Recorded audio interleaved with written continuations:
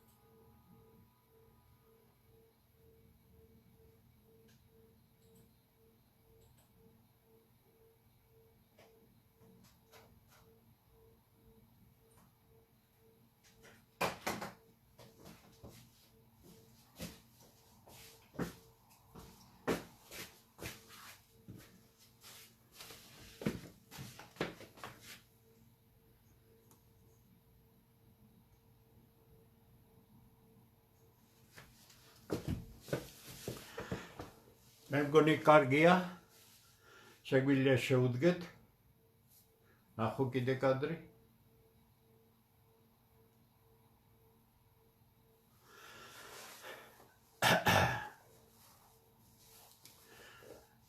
დღეს შაბათია, ჩვენი გადაცემა, ფაქტი მოვლენა, კომენტარი, კვირის მთავარი თემების მიმოხილვა, დავიწყოთ საგარეოდან, გადავიდეთ საშინაო საკითხებზე, რა არის ყველაზე მთავარი ამ კვირაში. ამ კვირაში ყველაფერი ჰაერშია ჩამოკიდებული, დასასრული არაფერს არ უჩანს.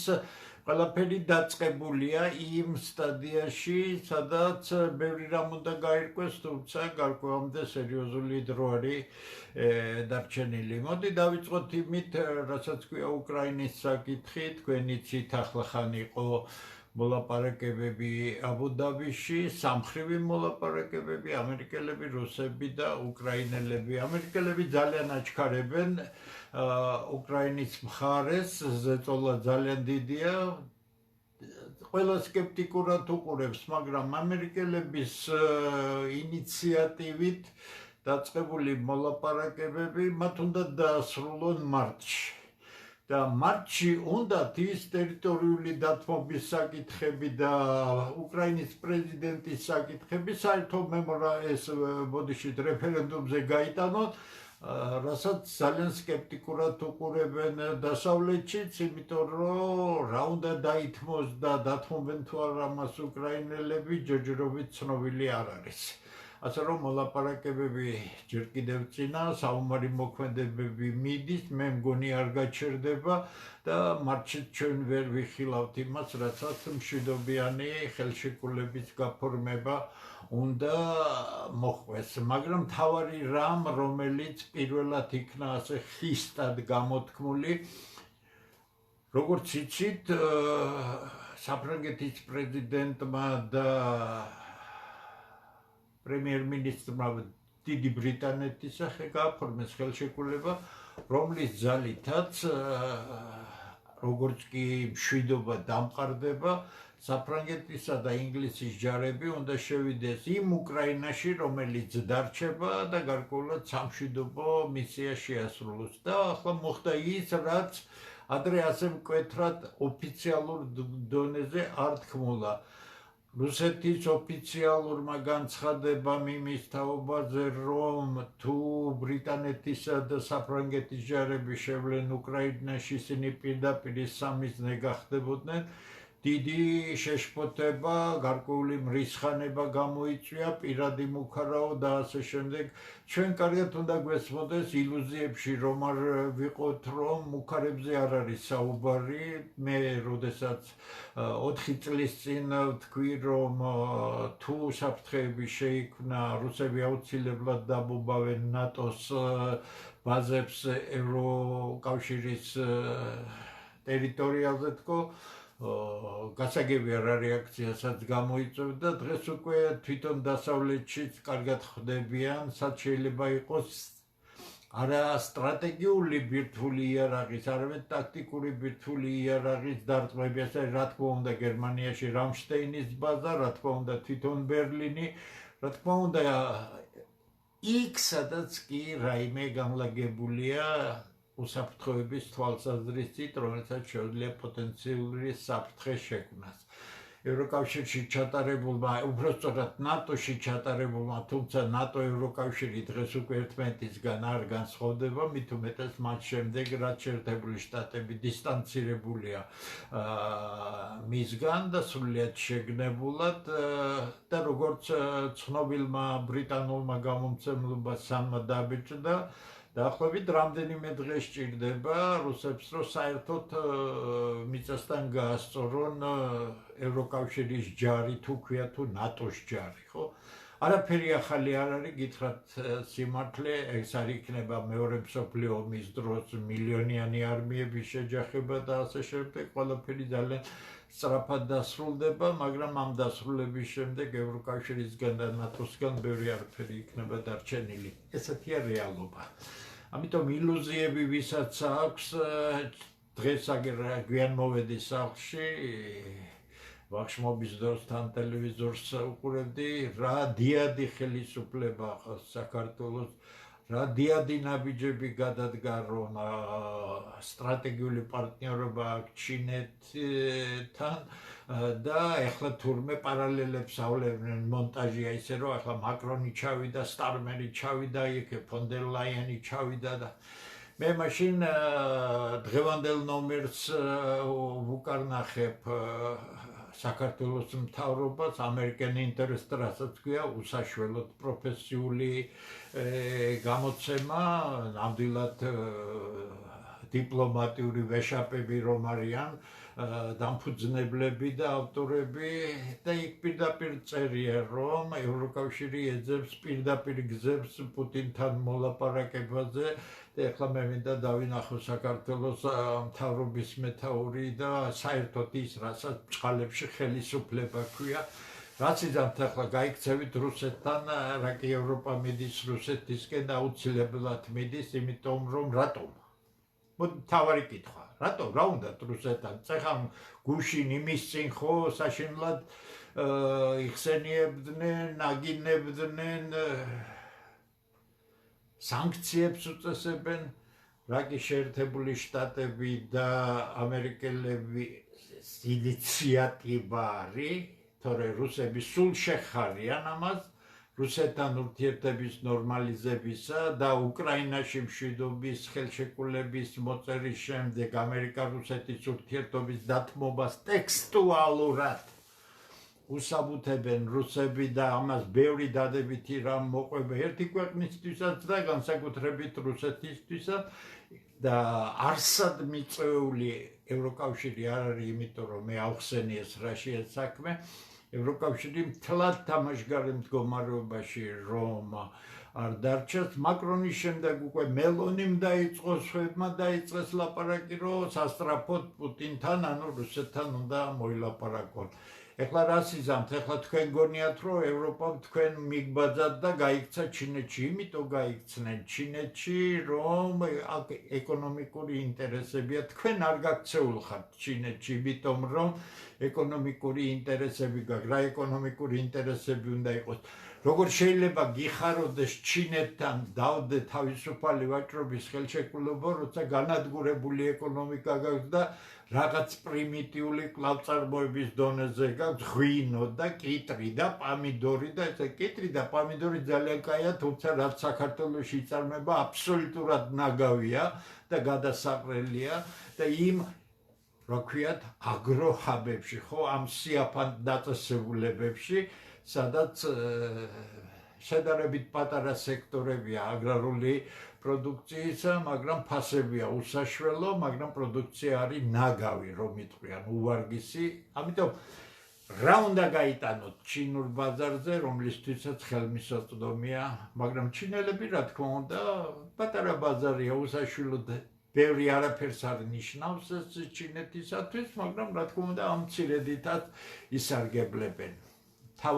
კიდევ ერთი მთავარი საკითხი, რომელიც უშუალოდ საქართველოს ეხება, ეს არის შეერთებული შტატებისა და ირანის მოლაპარაკება. პირველი რაუნდი უკვე შედგა, როგორც ამბობენ, მეორე რაუნდი მალე შედგება. საუბარი არის ბირთვულ პროგრამაზე. ორი განცხადება გაკეთდა ირანში. პირველი, რაკეტული პროგრამა ირანისა არ ექვემდებარება მოლაპარაკებას, რადგან ირანი აცხადებს, რომ ეს არის ირანის თავდაცვითი სასიცოცხლო მნიშვნელობის სფერო, ამიტომ არანაირ მოლაპარაკებაზე არ წავლენ. მეორე, გამდიდრებული ურანი ირანიდან არსად გაუტანიათ და არსად აპირებენ გატანას. რთული მოლაპარაკებები იქნება ამერიკელებსა და ირანს შორის, მაგრამ ჯობია მოლაპარაკებები იყოს რთული, ვიდრე იყოს მუდმივი მუქარა. რატომ დაიხიეს ამერიკელებმა, თუმცა ბოლომდე ჯერ გარკვეული არ არის. რა თქმა უნდა, ისეთ ქვეყანაში, ძლავრ ქვეყანაში, როგორიც ირანია, ომის დაწყება, ეს ისეთი ჭაობია, რომლისგანაც იოლად ვერ გამოხვალ. თქვენ კარგად უნდა გახსოვდეთ, ამერიკელების შესვლა ერაყში 9 თვე ვერაფერი მოუხერხეს ძალიან სუსტ ერაყულ არმიას, ამერიკელთან შედარებით, თორე მთელი ერაყის არმია ამერიკელების მიერ იყო შეიარაღებული, როცა ირანთან ის საშინელი 8 წლიანი ომი მიმდინარეობდა, სადაც მე მგონი 2 მილიონამდე ადამიანი დაიღუპა, ხომ? ირანი ეს სულ სხვა რამეა, ომი არ გამოვა მასთან და არ გამოვა იმიტომ, რომ ჩინეთი და რუსეთი ირანის პოზიციებს დაიცავენ, იმიტომ რომ ეს მათთვის სტრატეგიული მნიშვნელობისა. ესეც ძალიან მნიშვნელოვანი რამ.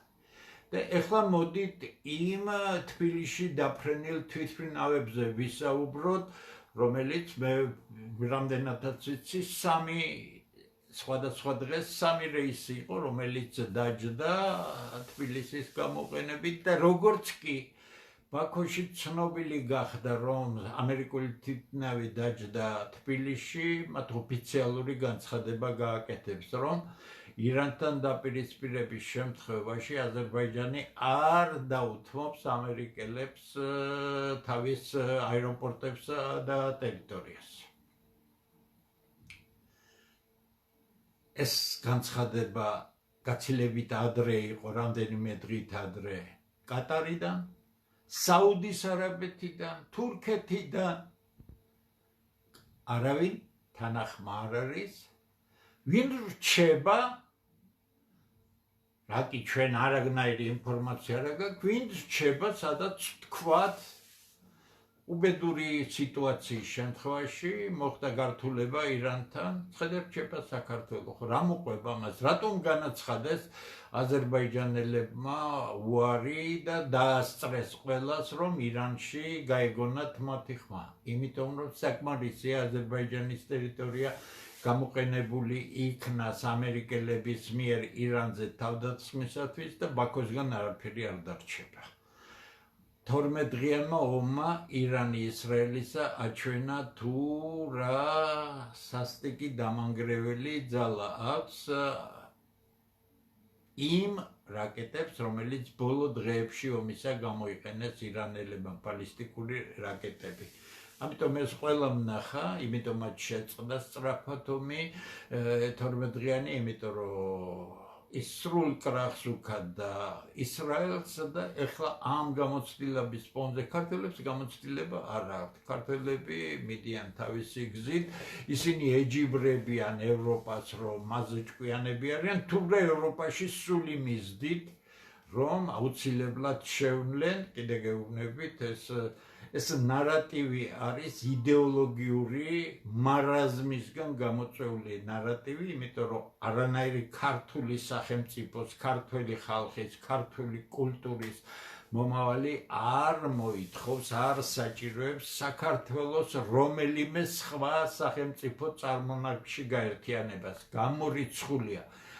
არ არსებობს ერთი შანსიც კი და არ არსებობს ერთი დადებითი არგუმენტი, რომ საქართველოს ან რუსეთის შემადგენლობაში, ან ევროკავშირის შემადგენლობაში, მაგრამ შენ ჭირდება დაალაგო ურთიერთობა რუსეთთან, ეს უალტერნატივა, შენ ჭირდება ნორმალური ურთიერთობა ევროპასთან, თუ გნება მჭიდრო ურთიერთობა, იგივე მჭიდრო ურთიერთობა ჩინეთთან, ეს შეიძლება მხოლოდ ერთადერთ შემთხვევაში, რასაც მე ვამბობ, ეს არის მიუმხრობლობის პოლიტიკა, დიახ, შენ არაფერი არ აქვს გასარჩევი ჩინეთ-ამერიკის, რუსეთ-ამერიკის და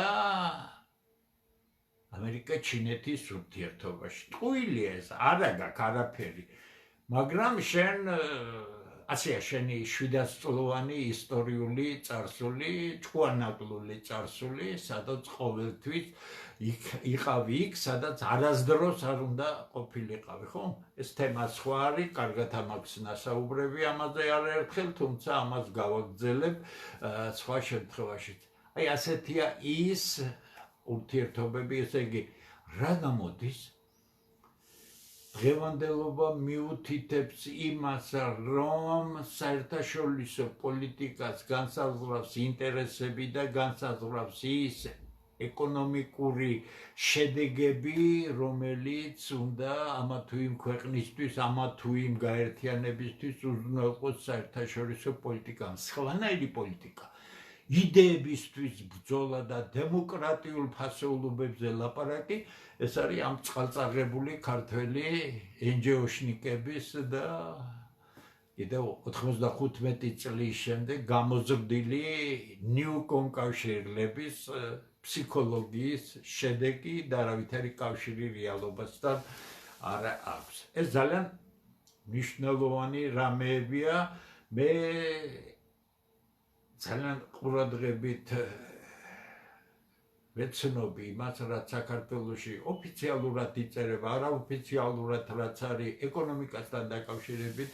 ჩემი გადაცემას მე წმინდად ეკონომიკურ ანალიზს მიუძღვნი, მაგრამ გითხრათ სიმართლე, საქართველოში ეფექტზე, შედეგზე გათვლილი ნაბიჯები არ არის და ის ბაქი-ბუქი, რომ საქართველოს ეკონომიკა ვითარდება, რაში ვითარდება, მე სტრუქტურულად აგიხსნით, რა უბედურებაც არის და რატომ გარბის ამ განვითარებადი ეკონომიკიდან ხალხი, ეს ცალკე თემა არის. ეს რაც შეეხება საგარეო პოლიტიკას, ესე იგი, აქ ყველაზე მნიშვნელოვანია ის, რომ დაძაბულობის ესკალაცია დღეს არ ჩანს, ესკალაცია რასაც ქვი, ანუ გამძაფრება, კიდევ უფრო მომატება დაძაბულობისა არ არის, ხდება ურთიერთზეწოლები, ურთიერთგავლენების, თქვათ, მოსინჯვა შედეგი იქნება და ყველაზე ცუდ მდგომარეობაში ევროკავშირი ეძებს იმას, რაც თვითონვე გააფუჭა, იმიტომ რომ ევროპის უსაფრთხოება შეუძლებელია ევრაზიის კონტინენტის უსაფრთხოების გარეშე და აქ არა მხოლოდ რუსეთია, არამედ არის ჩინეთიც და ასე შემდეგ. ასე რომ ჩინეთის სიტუაციას რაც შეეხება, ეს არ არის ისეთი, მოდით ასე ვთქვათ, ვარდად აყვავებული ქვეყნის სიტუაცია, მას თავისი შიგა სერიოზული პრობლემები აქვს, თუმცა ჩინელები ჭკვიანი ხალხია, თავის პრობლემებს თვითონ მიხედავენ, ჩვენ მათთან კარგი ურთიერთობა უნდა გქონდეს, მაგრამ არა ისეთი მოტივებით, რასაც ოცნების ხელისუფლება ავლენს.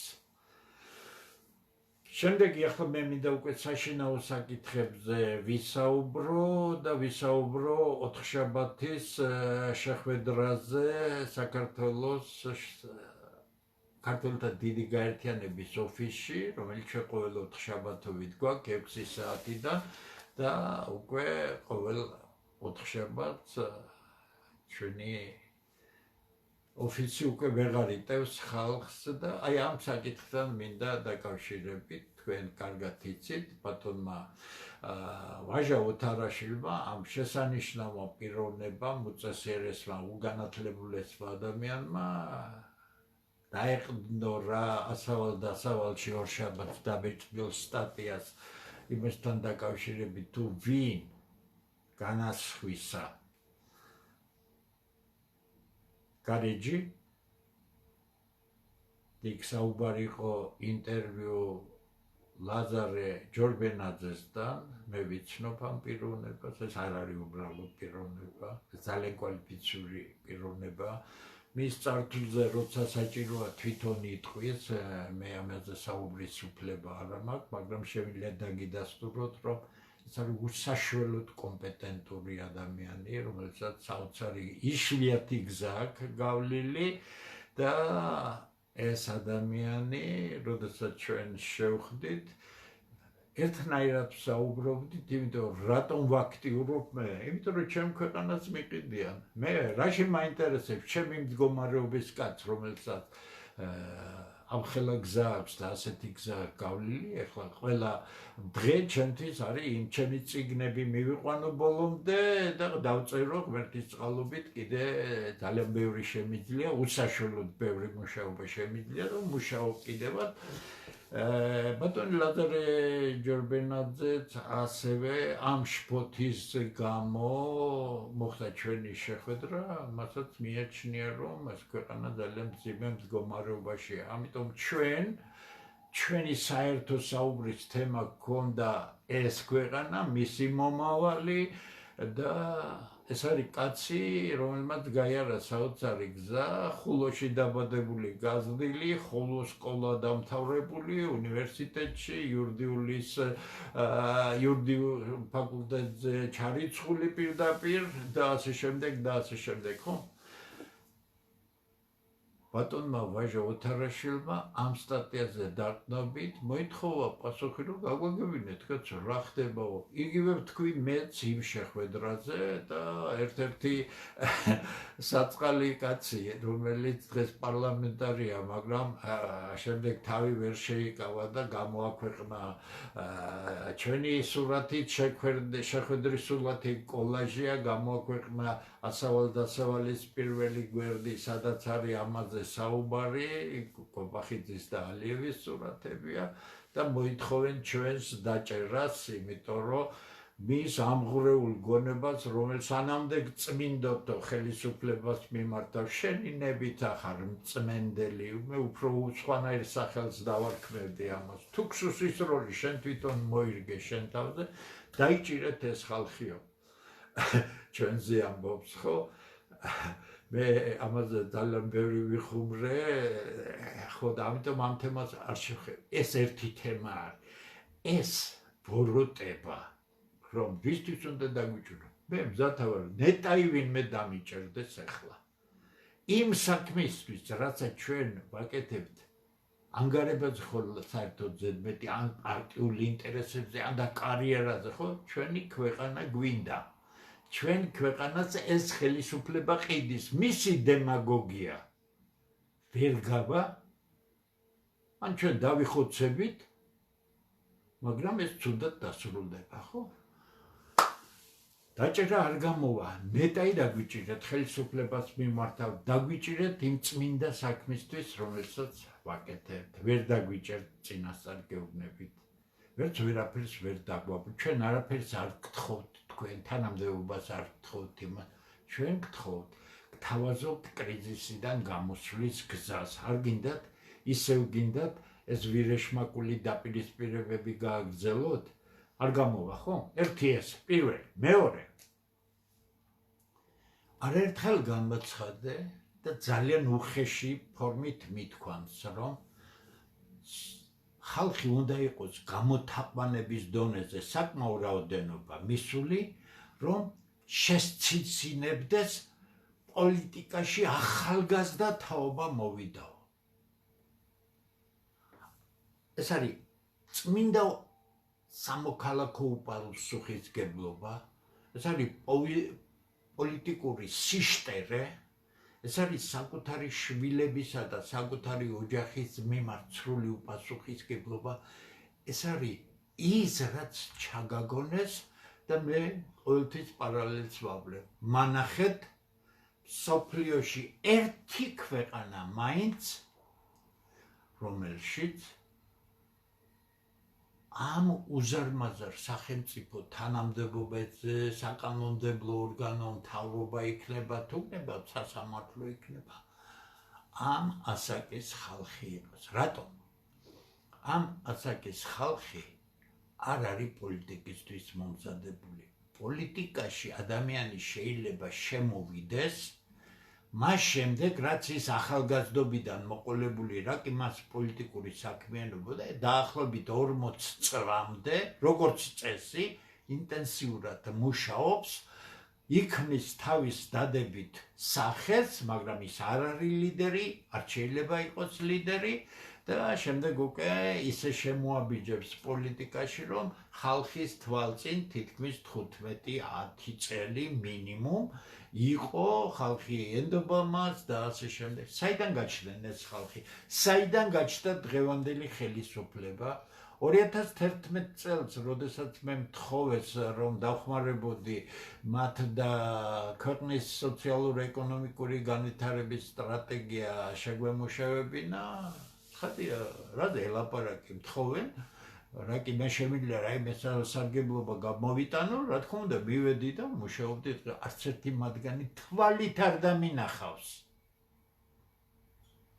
თვალით არ დამინახავს წელწადი და თითქმის წელიწადნახევრის განმავლობაში, ხო?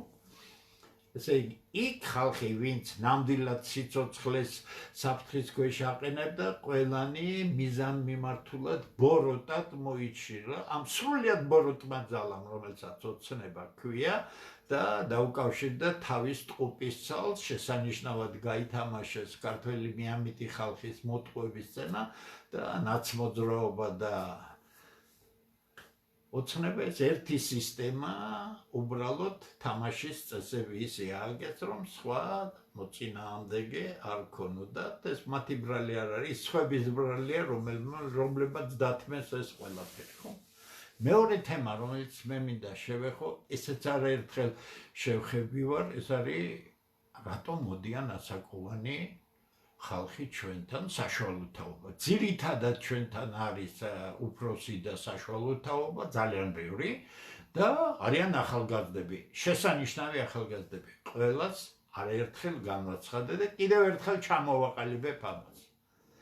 ახალგაზრდები, რომლებიც საკუთარი ქვეყნის გვერდით დგანან, უკვე არის უზარმაზარი მიღწევა მათთვის.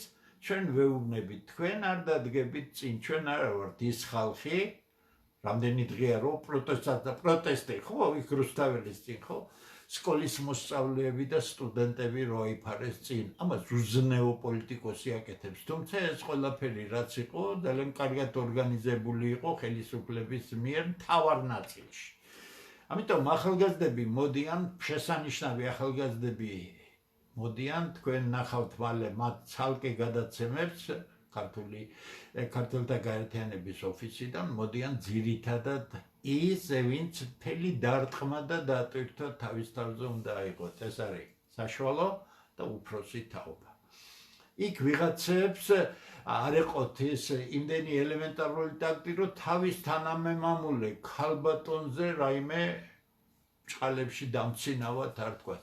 იმ ქალბატონებიდან მე ახლა არ დავასახელებ, ცოტა ხანში გაკეთდება რაღაცები და თქვენ ნახავთ, რომ იმ დარბაზში 4-შაბათს რომ ასაკოვანი ქალბატონები იყვნენ, არიან იმ საქმეს შეჭიდებული, რომელსაც ვერც ერთი ახალგაზრდა არა მარტო ვერ გააკეთებს, არამედ არანაირი შანსი არ აქვს არასდროს რომ გააკეთოს და განსაკუთრებით იმ საშუალო და უფროსი თაობის მოქირქილე ხალხს მიმართავ, რომ იმდენად გაფუჭებული ადამიანები ხარ და იმდენად უსუსურები ხარ, ოჯახში გაზრდილები არ ხართ, რადგან ქართველ ქალბატონზე შეგიძლიათ ცინიკურად ისაუბროთ, ვის რა უნდა დააკლოს, თქვენ მაინც არ არაობთ, ჩემ ასაკს რაც შეეხება, ხო? დიახ, მე ვარ უფროსი თაობის ადამიანი. აბა უფროსი თაობა არ უნდა იყოს ქვეყანაში.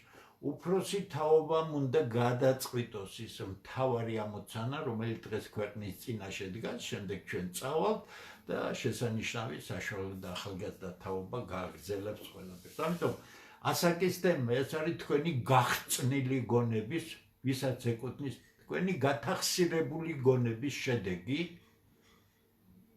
არაკაცობის, იდეოლოგიური სიმახინჯის და თქვენ ის თაობა, რომ დიახ, ზუსტად უფროსი თაობა უნდა იჯდეს იქ, უფროსმა თაობამ რომ უღალატა საქართველოს 90-იან წლებში, იმიტომ რომ გამაწონასწორებელი და შემკავებელი არავინ იყო, იმიტომ ეს ქვეყანა ხერხემალ გადატეხილი და 92 წლის ტრაგედიიდან დღესაც ვერ გამოსულვართ. ჩვენ უფროსი თაობა ჩვენ ქვეყანას არ უღალატებთ. ჩვენ არაფერი არ გვინდა გარდა ჩვენი ქვეყნის. მაგრამ ყველა თქვენნაირ გათახსირებულს, ვისაც კაცობა არ ყოფნის, აღზრდა არ ყოფნის, ოჯახში მამა არ ყოლია წესიერი, რომ კაცად გაეზარდა, ან ქალად გაეზარდა, ხო? იდეოლოგიური სიშტერისგან, როდის მოკდებითო ამას წერენ ახალგაზრდები, აი, როდის დაიღო უფროსი თაობა, არ გინდათ უფროსი თაობა რომ იყოთ? ბუნებრივად არ მოხვალთ თქვენ ჩვენს ადგილზე, ჩვენ წავალთ, მე საშუალო წავალ, მე თქვენ მოხვალთ, უფროსი თაობა არ იქნებით? არ ფიქრობთ იმას, რომ ძალიან მაგრად შეგწხვებათ, რომ ასეთი უტიფრები და განადგურებული იყავით ახალგაზრდებში და თქვენ მიიღებთ იმას, რაც დამსახურებული გაქვთ. თუ მიაღწიეთ უფროს თაობამდე. ასე რომ ეს ორი თემა დახურული თემებია, დანარჩენს დაელოდეთ. ჩვენ მალე ალბათ დიდი ოფისის აღება მოგვიწევს, იმიტომ აღარ ვეტევით. ჩვენ ახლა უკვე ამიდები გამოკეთდა და გავდივართ, ჩვენ მივდივართ მხოლოდ იქ, სადაც გვიწევენ, ეს კარგად იცოდეთ. ხვალ ქუთაისში ვიქნებით, დავითობა, გარკვეული მიზანიც არის ამაში, გარკვეული სიმბოლური ნაბიჯიც არის და გარკვეული ჩვენი თანამოაზრეების მიწვევაც არის. შემდეგ კვირას ჩვენ ვიქნებით თიანეთში და თქვენ ნახავთ რა დონის ღირსეული ხალხია თიანეთში, რომლებიც ამ შეხვედრებზე ჩამოდიან და იქაც დაგვხვდებიან, რომელთა მიწვევითაც ჩვენ მივდივართ. შემდეგ ახლა თანდათან გეტყვით გეგმებს, ყველგან ვიქნებით, სადაც კი აუცილებელია. ყველაზე ცუდი ის არის, რომ ამას ხედავდე, რასაც ხედავენ, იმიტომ შეშფოთებული ხელისუფლება, რა? დრამშიაშინად ვერ გავი. დავიქირავეთ ოფისი, გვაქვს ერთი ტელეფონი და 100,000-ობით ნახველი, დაინტერესებული, რომლებიც როცა საჭირო იქნება, საკუთარი ქვეყნის გვერდით დადგება. 100,000-ობით კაცი შეიძლება გამოიყვანო ყველაფერი ნანახი მაქვს უშუალოდ ძალიან ღრმა კუნჭულიდან, როგორ ხდება მიტინგების დაგეგმა. 100,000 ხალხი მოვა და 2 საათის მერე დაიშლება. თავისი მიზანი იმ ორგანიზატორს, ვინც ეს გააკეთა, მიღწეული ექნება. ჩვენ არანაირი მიზანი არ აქვს გარდა იმისა, ჩვენ როდესაც ავიკრიბებით და მთელ საქართველოში ქსელს გავაკეთებთ, ჩვენ გავაკეთებთ ძალის ისეთ დემონსტრირებას, რომლის მსგავსი საქართველოში არ მომხდარა, ღიად ამაქვს ეს ნათქვამი როგორ იქნება, მაგრამ თავარი, რომელიც ყველამ უნდა გაიგოს. ქვეყანა, სადაც უფროსი თაობა თავისი ცხოვრების გამოცდილებიდან, ცოდნიდან და არ ახმარს სტაბილურობას ქვეყანაში, არ წარმოადგენს იმ შემაკავებელ ძალას, როდესაც ხელისუფლებაში მოგდის სრული პროფანები, ხას უსვამს სრული პროფანები, ბელადის მატარებელს მოყოლილი პროფანები, რომლებიც დაილექნენ ბოლოს 33 წლის განმავლობაში, ყველანი არიან ჩაძირული კორუფციაში და ასე შემდეგ და ასე შემდეგ. ამიტომ ჩვენი ამოცანები ძალიან კარგად ვიცით.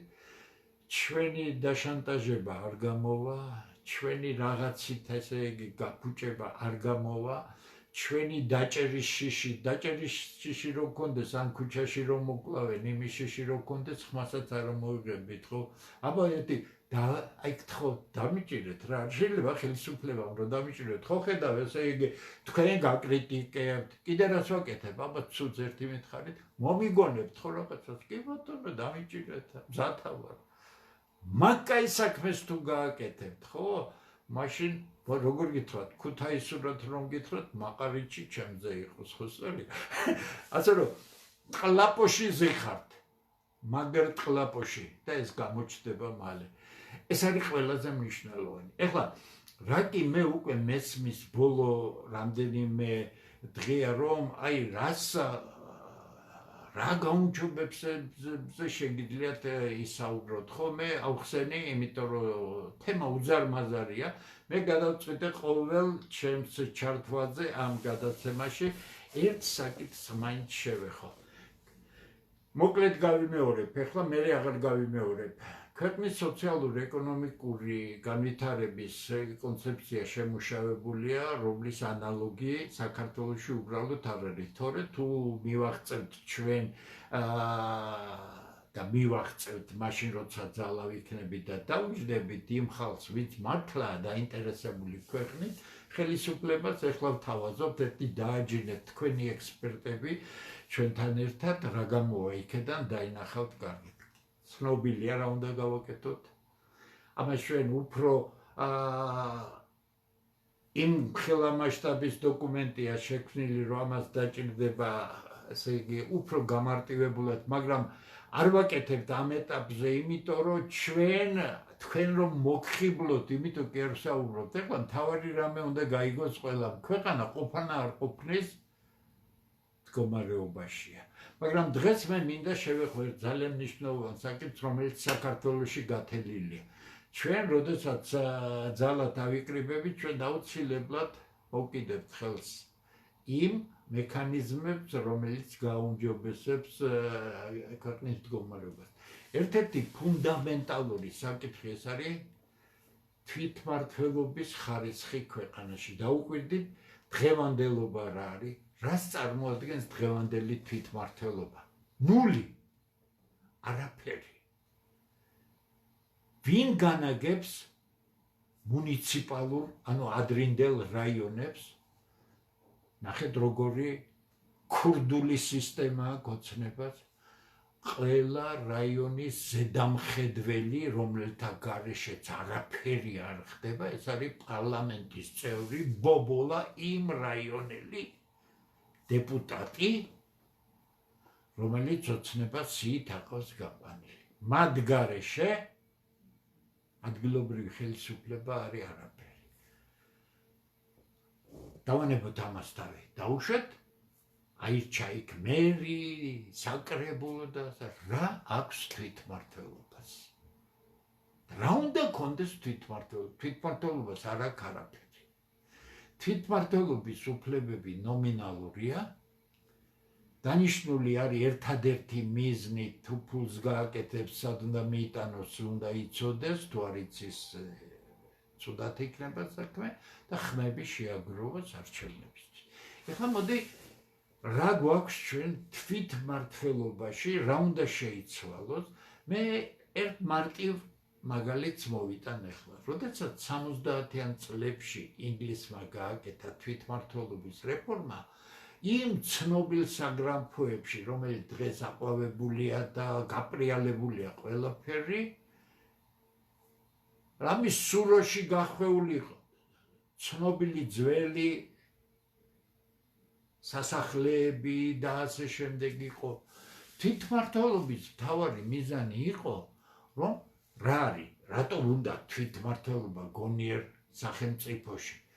იმიტომ რომ შენ ადგილზე, შენ სახელმწიფოში ხალხის ინიციატივა თუ არ გამოამჟღავნე ამ ხალხს საკუთარ საცხოვრებელ ადგილზე ინიციატივის კეთების საშუალება არ მიეცი, შენ ვერასდროს ვერ გექნება აყვავებული, განვითარებული ქვეყანა, გექნება ის, რაც დღეს გაქვს. ბელადი, განადგურებული ინფრასტრუქტურა განადგურებული, თვითმმართველობა დავალება, რომ არჩევნებზე ხმები იყოს. ეხლა როგორ ეწყობა კარგი თვითმმართველობა? იმისათვის, რომ კარგი თვითმმართველობა და ადგილზე ცხოვრები ჩვენი მოქალაქეები ჩავაბათ საკუთარ საცხოვრებელი გარემოს მოწყობაში, გაუმჯობესებაში, სამი რამ არის საჭირო. როდესაც თვითმმართველობის კანონი კეთდება, იქ სამი რამ უნდა იყოს კოდირებული, სამი დონის საკითხი უნდა იყოს დავაგებული. პირველი, რა არის ადგილობრივი თვითმმართველობის ექსკლუზიური უფლებები?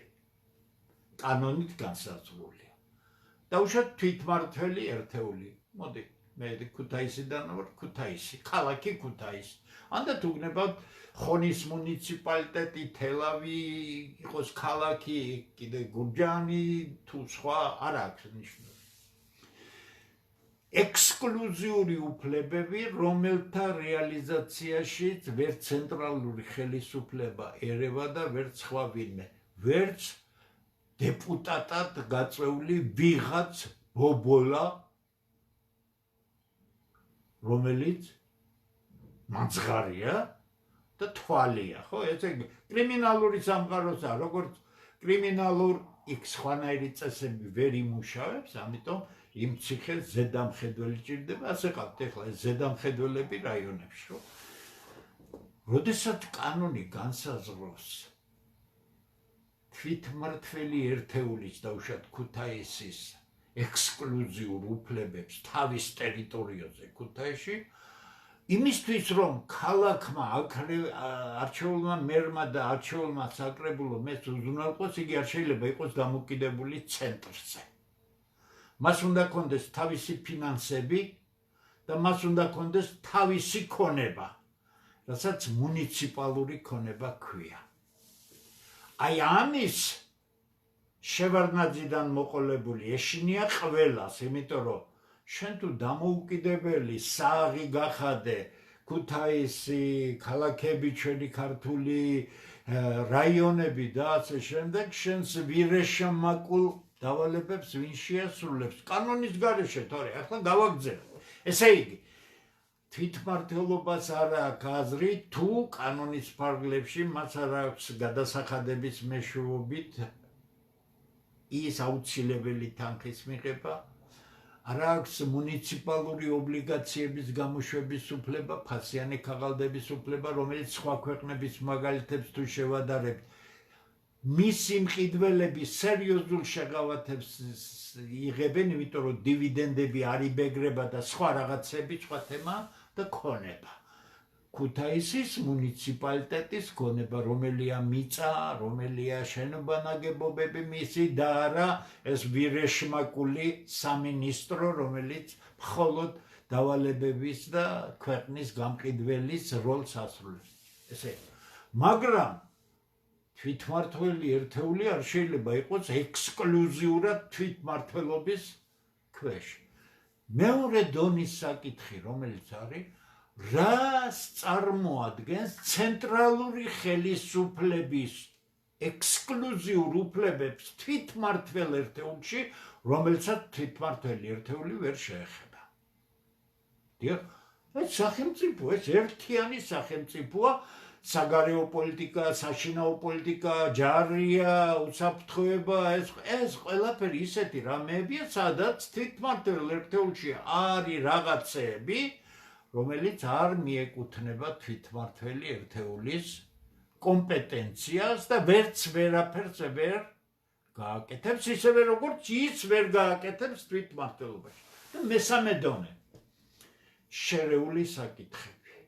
ანუ კანონი განსაზღვრავს იმ შერეულ საკითხებს, როცა მუნიციპალიტეტს მმართველობას, თვითმმართველობას შეუძლია თქვას, რომ ეს ფუნქციები დამამძიმებელია თვითმმართველობისთვის და მოდი გადავცეთ ეს ცენტრალურ ხელისუფლებას და მან მოვუაროს.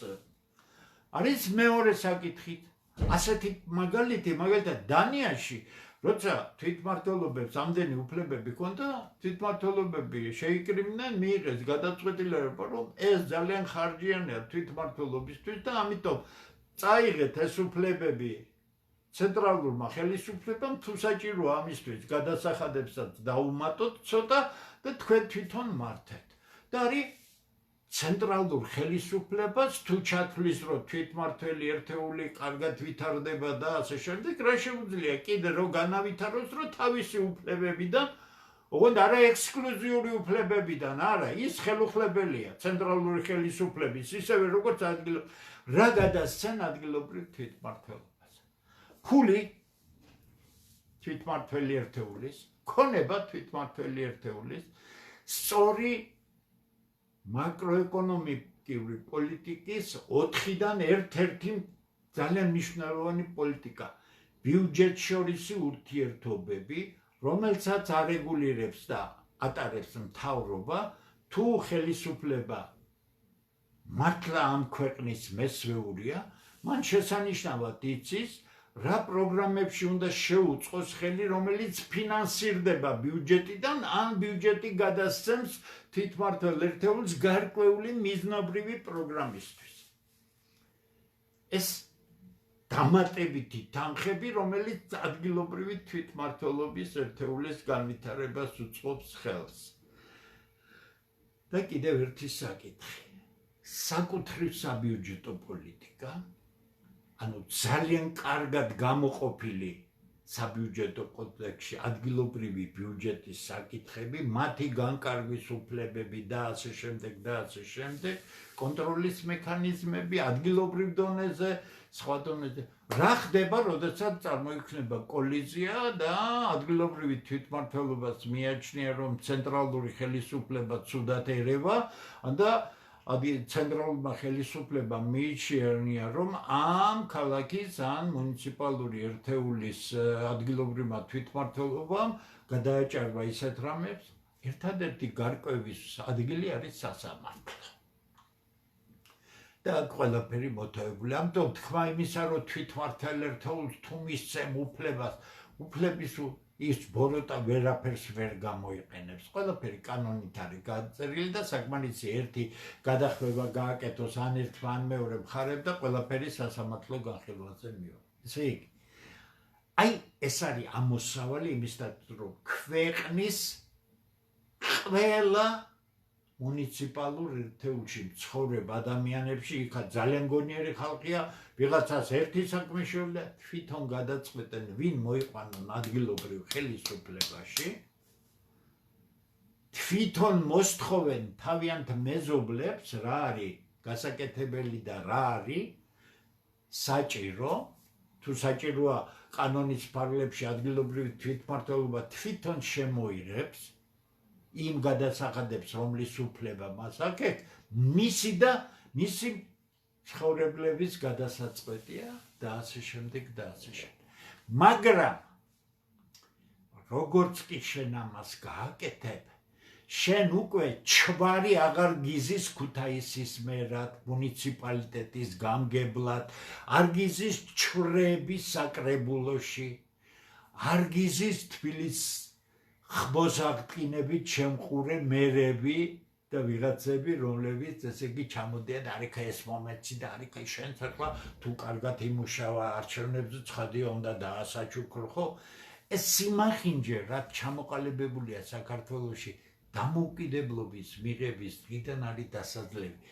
როგორც კი ინგლისელებმა გააკეთეს ეს თვითმმართველობა, მოშვებული, ხელჩამოშვებული, აბსოლუტურად უინიციატივო საგრაფოს მოსახლეობაში გაჩნდა ადგილობრივი არჩევნების მერე შესანიშნავი გამგებლები, შესანიშნავი მერები, ყველაფერს ორგანიზაცია გაუკეთეს, ეს სუროში გახვეული მიგდებული სასახლეები გააბწყინეს, თავიანთი ინფრასტრუქტურა დაალაგეს, მოუარეს და ასე შემდეგ. ყველგან ასე იყო. სადაც არ არის თვითმმართველობა, იქ ვირეშმაკული მმართველობა თბილისიდან შედეგს არ მოიტანს. ანუ ცენტრიდან ვირეშმაკული მმართველობას მოაქვს ის შედეგი, რაც დღეს საქართველოს აქვს. ეს არის ის რაზეც უნდა დაშენდეს საქართველოს განვითარება, თვითმმართველობის საკითხი და საქართველოს ადმინისტრაციულ ტერიტორიული მოწყობის საკითხი. ეს თუ არა გაქვს შენ ჩამოყალიბებული, თუ შენ ამაზე არ აგებ ეკონომიკურ პოლიტიკას, არ აგებ ფინანსურ პოლიტიკას, არ აგებ საშინაო პოლიტიკას, ზოგადად საშინაო პოლიტიკა ხო მარტო ეკონომიკა არ არის უამრავი რამეა, ხო? თუ შენ არ ფიქრობ როგორ შეიძლება ადგილობრივი ინიციატივის და ხელისუფლების გონიერი პოლიტიკის გაერთიანება, რომ შენ ცალკეულ რეგიონს სიცოცხლე ჩაბერო და განსაკუთრებით მისთვის კონკურენტ უნარიანობის განსაზღვრელი რაც არის ის ჩაუდო, მაგალითად სვანეთს სხვა პრიორიტეტები აქვს, თავისი განსაკუთრებული რესურსი აქვს და ქობულეთს თავისი განსაკუთრებული რესურსი აქვს, ხო? ის რაც დღეს სვანეთში ხდება არ შეესაბამება იმას, რაც სვანეთში უნდა ხდებოდეს, ის რაც ქობულეთში ხდება არ შეესაბამება იმას, რაც ქობულეთში უნდა ხდებოდეს. როგორ? მე გითხარით როგორ. ამას უფრო ღრმად უნდა ჩახედვა და ეს ყველაფერი ჩახედილია, გაკეთებულია და შემიძლია გითხრათ. ადმინისტრაციულ ტერიტორიულ საკითხზე საუბარი არის ერთ-ერთი ყველაზე მძიმე საკითხი. სამწუხაროდ ძალიან კარგ 1995 წლის კონსტიტუციაში ორი საკითხი იყო ღიად დატოვებული, თორე ძალიან კარგი კონსტიტუცია იყო, იქ ისე იყო ძალაუფლებები განაწილებული, რომ კედელი კედელს ხდებოდა. კონტროლის მექანიზმი საკონტროლო სამსახურის, ანუ კონტროლის პალატის მეშვეობით იყო კონსტიტუციური მეხუთე ხელისუფლება, რომელსაც ვერც აღმასრულებელი, ვერც საპარლამენტო საქმეში ვერ ერეოდა, თუმცა ანგარიშვალდებულება იყო პარლამენტთან წელიწადში ორჯერ იცით თქვენ რა მოხსენებებიც კეთდებოდა. რატომ მოშალეს? ამ ხელისუფლებას ახლა მაკონტროლებელი და მიშას ხელისუფლებას მით უმეტეს ჩვენ ინიციატორებს ვისაც გქონდა უკვე სრული პაკეტი ამ დოკუმენტებისა ჯერ კიდევ რევოლუციამდე სპეციალურად მოაწყვეს სასტუმრო თბილისში ალექსანდროვის ბაღის გვერდით, მაშინ ყველა დაესწრო სააკაშვილი, ჟვანია და რა ვიცი, ყველანი იყვნენ მოსული, გადაიღეს და ასე შემდეგ. და დეტალებში გაერკვნენ, ჩვენი მოხსენებები იყო რამდენიმე თუ როგორ მუშაობს კონტროლის პალატა და რამხელა ფუნქცია აქვს. როგორც კი მოვიდნენ ხელისუფლებაში, დედა უტირეს, იმიტომ რომ ასეთი საშინელი ორგანო, რომელიც შენ წელწადში ორჯერ დაგიდებს, სად წაიღე ბოლო კაპიკი, ბოლო თეთრი ბიუჯეტისა და გეტყვის ეს არასწორია, არა მარტო ნაცმოძრაობის ხელისუფლებას არ ჭირდებოდა. ამ ხელისუფლებას მით უმეტეს არ ჭირდება, იმიტომ გაანადგურეს საკონტროლო. აი შემიძლია პირობა მოგცეთ. აი ხატზე დავიფიცო. მე რაც ვიყავი კონტროლის პალატა, იმერეთ რაჭა ლეჩხუმ სვანეთის კონტროლის პალატა. ჩემი ხალხით მოვალ, რომელიმე ამ ხელისუფლების სამინისტროში სიმბოლურად გავაკეთოთ შემოწმება, თუ ესენი ყველა დასაჭერი არ იქნებიან, ვინც კი გადაწყვეტილებებს, რაც გინდათ ის მითხარით. მე ბუხალტერიის დონეზე ვიცი 90 წლებიდან რომელმა ბობოა ქართველმა დღეს დიდი ბიზნესმენები და ბიძინა ივანიშვილის გვერდის დამშვენებლები რო არიან, როგორ მოიპარეს ქვეყნის ფული, როგორ მოიპარეს ჰუმანიტარული დახმარებები, როგორ ჩაიდეს ყველაფერი დანავებულია დოკუმენტებში და ასე შემდეგ, ხო? და კიდევ ერთ თემას შევეხები. პრემიერ-მინისტრმა ბრძანა ამ მის გვერდზე რო შეხვიდეთ, ესე იგი დედა შენიჭირი მე და რანაირი ჭკვიანი პრემიერი ყავ, მალე მოვა და ამ სამარცხინო თქვენ ქმედებას, ვინც ამას აკეთებს, სეთურის მოწევრები, დაინახავთ რა პრემიერიც ყავთ. რაც ამბობს, ნახეთ, კონსტიტუციას პატივი უნდა სცესო, ადამიანმა თორე ახლა დაждის ის უნდათ მექანიზმი შევიდე. მოდით ახლა დავალგო, რომელ კონსტიტუციას? როდესაც 92 წელს სისხლით ჩამოაგდე კანონიერი ხელისუფლება, სისხლით მოდი და შენ ხარ იმ სისხლიანი რეჟიმის მემკვიდრე, შენ რომელიც ხარ სულიერი ძმა ნაციონალური მოძრაობისა, რომელმაც ურთულეს პერიოდში აბსოლუტურად ჭრელი პარლამენტის კონსენსუსით მიიღო სახელმწიფო უმაღლესი კანონი კონსტიტუცია 1995 წელს, დახიე, ვინ ჩემი ფეხები იყავით, ეგრეთ წოდებული ვარდების რევოლუციის არარაობები. დახიეთ და მოირგეთ თქვენი სახე. შენ 2012 წელს რო ხალხმა მოგიყვანა თავისი მიამიტობით, რომ არიქა იქნებ სამართლიანობა აღდგეთ, სწორად გეუბნებოდა ქართველი ხალხი. მე კი არ მომიარე და მე კი არ მაცხოვრე, კარგად იცის ქართველმა თავისი გამოცდილებით სამართალი თუ არ არის ქვეყანაში, იმ ქვეყნის მომავალი არ არსებობს. რისი სამართალი აღადგინეთ თქვენ? გააგრძელეთ ის კონსტიტუცია, რომელიც მერე გაუპატიურეთ, სუფთად გაუპატიურეთ. მამა პაპურ სიტყვას არ ვიყვან, თორე ის უნდა ვიხმარო.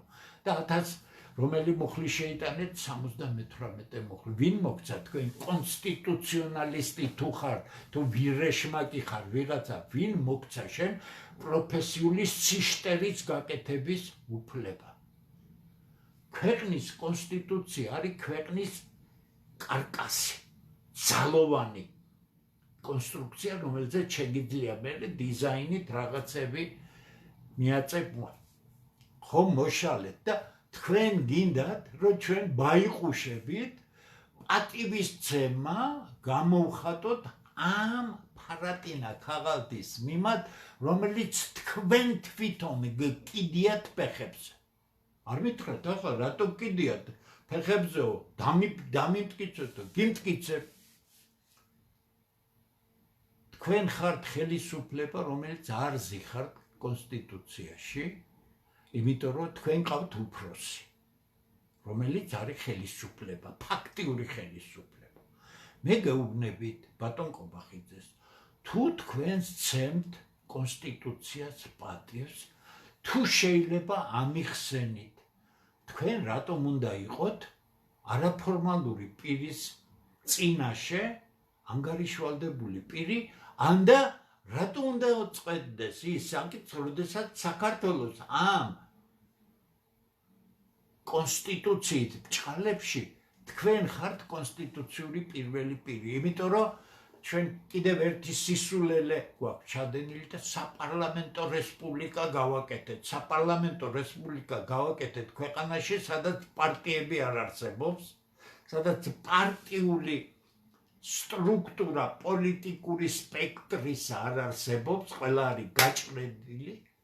ძალიან სწორად თქვა გუშინ, თუმცა ბოლოში დაურტყა სისულელე, ხოიცით, ფულიანი ცოტა ისეთი პროვინციელი, მაგარი ფულიანი პროვინციელია. ვიღაცამ გაყიდა ტელევიზია იმედი და ვიღაცამ იყიდა. კიდე გეუბნებით, არ ხდება ამ ქვეყანაში გაყიდვა ასეა, მაგრამ იმ კაცმა რაღაც თავისი სიტყვები დაწერა და ესეც დამაინტერესა და მოусმინე ხო და ბოლოში ერთი რამე თქვა, აი ახლა შევასრულეთ ყველაფერიო, ჩამოიშალა პარტიებიო, აი ეს ნაციონალურ მოძრაობაზე ქონდა, ამდა პირობითი იყო ჩვენი მხარდაჭერა, აბა ისინი ხوار მოვდიოდა, ესე იგი შენ არა საზოგადოებრივი პოზიციებიდან უყურებდი ყველაფერს, არამედ ოცნების მხარე იყავი, იმიტომ რომ თურმე ის ყოფილა გასანადგურებელი. ხო, უკვე არა ხარ თავისუფალი მედია, გიყურებენ, არ გიყურებენ, ბევრი არავინ არ გიყურებს. და ბოლოს რეხვა, რომ ესე იგი ყველა ჩამოიშალა, ფუნქცია ჩვენ შევასრულეთო და ეხლა ევროპისკენ მივდივართ და აბა თქვენ იცით და ჩვენც ვაი შენ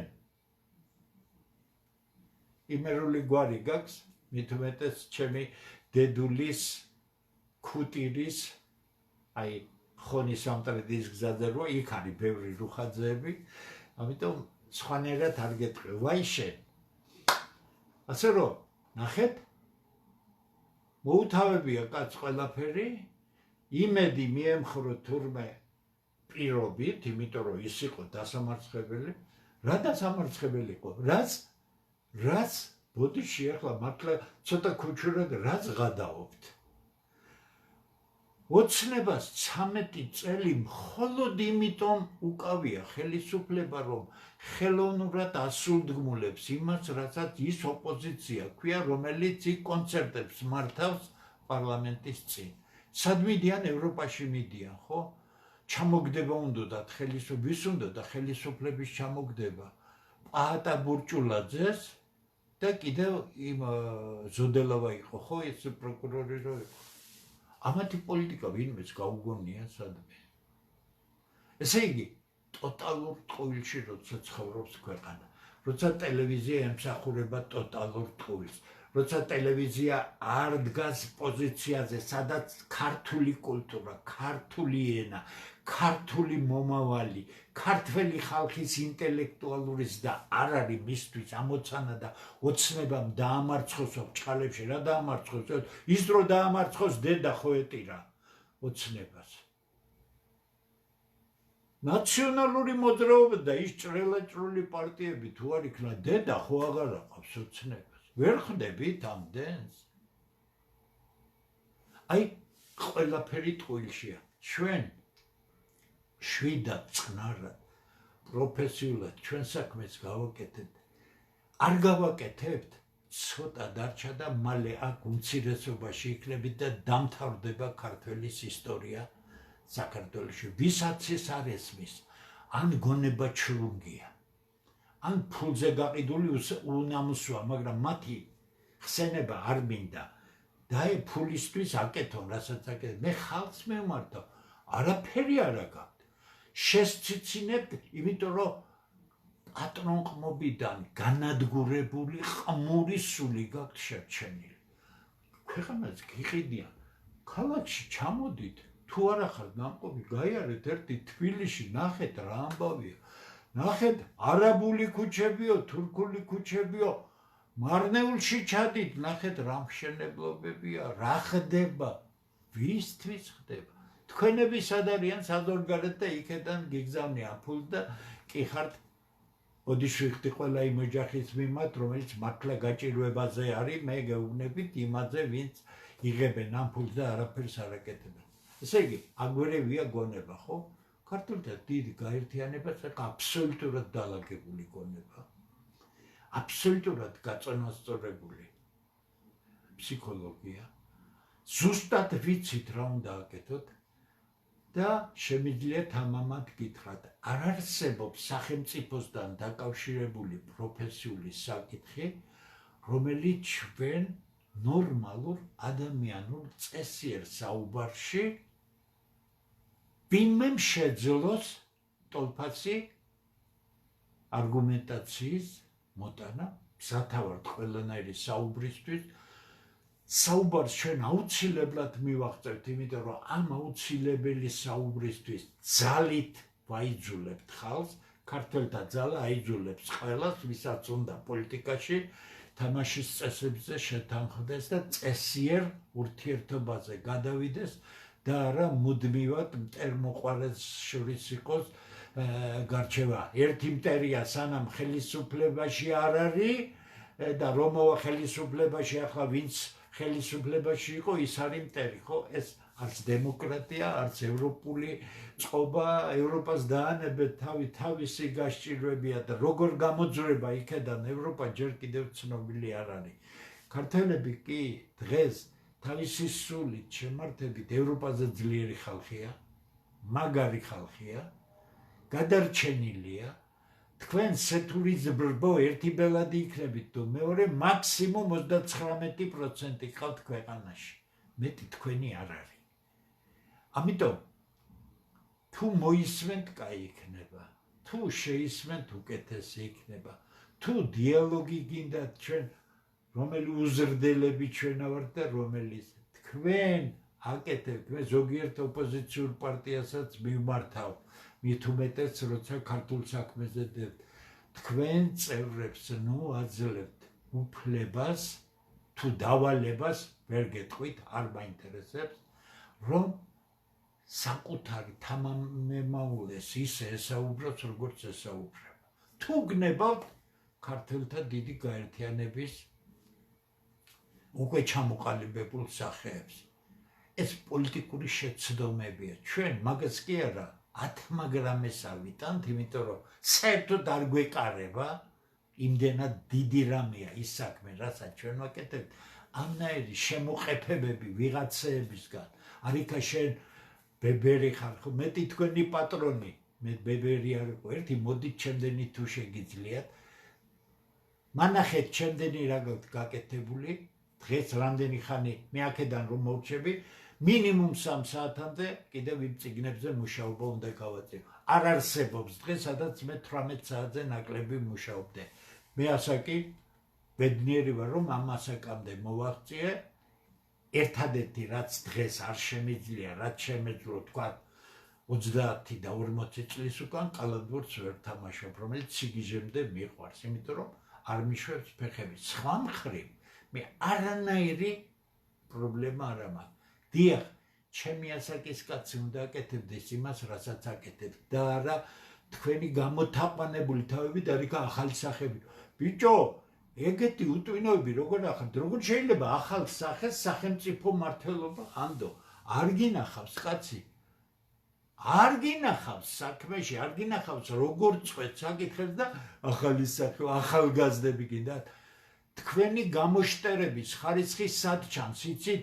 სოფლიოში არ არსებობს, ქვეყანა არ არსებობს ხალხი, რომელიც ახალგაზრდას აძლევდეს ხმას პოლიტიკაში რაიმე წარმატების. ეს არის თუ გნებავთ ამერიკის კონგრესი აიყეთ 30 წელს გადაცილებული 1-2 ადამიანი. ესიც კონტრმაგალითია და არა სხვავინ. ასეთ ასაკის ხალხს ვერ ნახავთ თქვენ სენატში, ვერ ნახავთ მთავრობაში და ასე შემდეგ. ვენცი 40 წელს გადაცილებული კაცია, მაგრამ ნახეთ ვიცეა, იმიტომ რომ ამზადებენ რამისთი, მან უნდა გაიაროს ის. ვენცი, რომელიც ძალიან სერიოზული პიროვნებაა, მზად არ არის დღეს. რუბიო უბრალოდ შემთხვევითი პიროვნებაა და რუბიო უსუსტესია თავის საქმეში, მეგობრებით, ვენცი სხვა ძალის წარმომადგენელია. ნახეთ 40 წელს გადაცილებულ კაცს აშკარად ეთყობა, რომ ჯერ ის არ არის მზად პოლიტიკისთვის. მე თავის დროზე თქვი, რომ კრუსი როცა იყო ვითომ ძალიან ცნობილი, მოусმინე და თქვი, რომ ამისგან არაფერი არ გამოვა და ასე შემდეგ, ამიტომ ყველაფერს უნდა მომზადება. ახალგაზრდა კაცი პოლიტიკაში ნიშნავს ამ ახალგაზრდა კაცის დაღუპვას. ყობახიძე დღეს ისეთივე დაღუპული კაცია, იმიტომ რომ ცუდად დაამთავრებს თავის სახელმწიფო მოღვაწეობას, თორე აგერა ვარ მე და აგერა ხარ თქვენ. რატო? იმიტომ კი არა რომ ვინმეს მოწონს და არ მოწონს, რატო არ უნდა მომწონდეს, ან რატო უნდა მომწონდეს, აბსოლუტურად ნეიტრალური ვარ მე ვაფასებ პოლიტიკურ ნაბიჯებს და პოლიტიკურ შედეგებს კონსტიტუციური პირველი პირისა. ამ ასაკში არ შეიძლება სახელმწიფოს პირველი კონსტიტუციური პირი იყოს ეს ადამიანი, ისევე როგორც სხვა ადამიანი.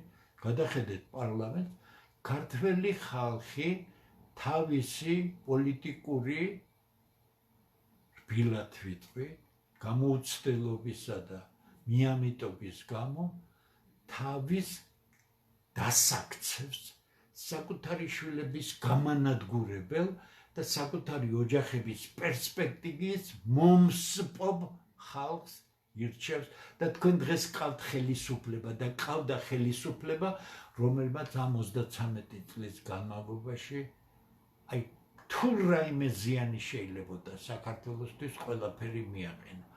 ქართველთა დიდი გაერთიანება ამას აუცილებლად დაუდგება წინ და ჩვენ ვეცდებით ყველანაირად, იმიტომ რომ სხვა მხრივ ყველაფერი დასასრულია, ვეცდებით კი არა აუცილებლად გავაკეთებთ იმას, რომ პოლიტიკური პროცესი მართალი კონსტიტუციის, სამართლისა და კანონის ფარგლებში იყოს გადაყვანილი. დიდი მადლობა. დაგემშვიდობებით, თავს აღარ შეგაწყენთ, შემდეგი ჩართვას წესით არის 4 შაბათს ოფისიდან და 5 შაბათს ნახოთ, საჭიროება თუ იქნება მანამდე გაგაგებინებთ. კარგად ბრძანდებოდეთ, წარმატებას გისურვებთ.